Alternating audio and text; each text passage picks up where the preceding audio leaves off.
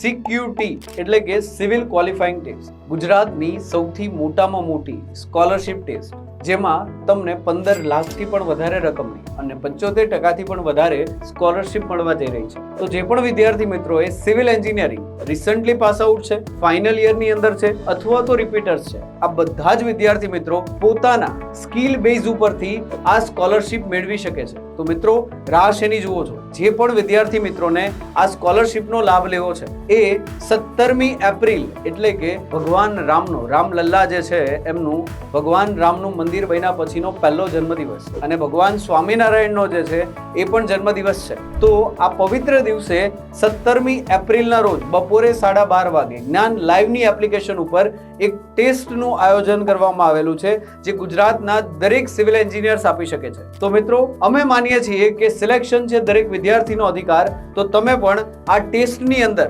જોડાઓ અને તમારા મિત્રોને પણ જરૂરથી આ ટેસ્ટ જે છે એના વિશે માહિતી આપો.